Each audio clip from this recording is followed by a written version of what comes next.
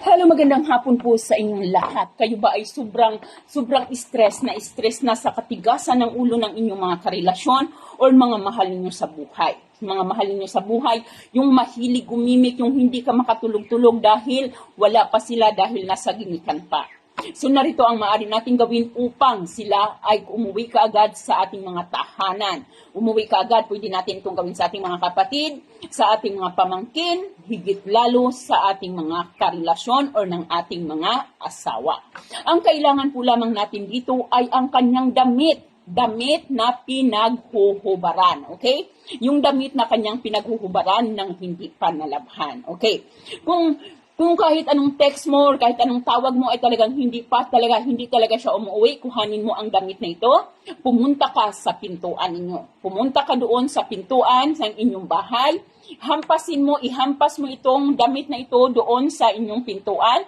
Pagkahampas ay bagkasin mo ang kanyang pangalan. So halimbawa, ito yung kanang damit. Ang pangalan niya ay si Rogelio Juan. Uuwi ka ngayon din. Rogelio Juan, umuwi ka ngayon din. Rogelio Juan, umuwi ka ngayon din. Kailangan guys, yung paghampas natin ay mayroong feelings. Talagang pagkahampas mo, malakas ang pagkahampas mo at sabay bigkas ng matigas sa kanyang pangalan. Yung pagbigkas mo sa kanyang pangalan, dapat po talagang damang-dama mo. Yung talagang alam mo na mararamdaman niya. Yung parang pasigaw. So parang, Rogelio Juan, uuwi ka ngayon din.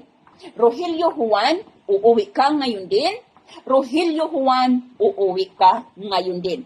3 beses mo po itong gawin. At pagkatapos po niyan, habang wala pa ang taong tinatawag ninyo, ay ilagay mo ang damit na iyong hinampas doon mismo sa harap ng inyong mga pintuan, sa sahig.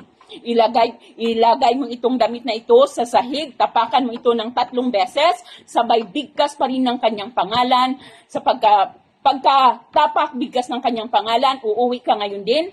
Bigkas na naman ng kanyang pangalan, uuwi ka ngayon din. Bigkas na naman ng kanyang pangalan, at uuwi ka ngayon din. At hayaan mo ang damit na iyon hanggang sa siya ay dumating. Ngayon, kapag dumating na po ang taong ito, ay maaari na natin tanggalin ang damit at maaari na po natin itong labhan. Maaari natin itong gawin ng kahit anong araw at kahit anong oras kapag inyong mga karelasyon o inyong mga kamag-anak, inyong mga kapatid ay hindi po kaagad umuwi na nagdudulot ito sa inyo ng sakit ng ulo.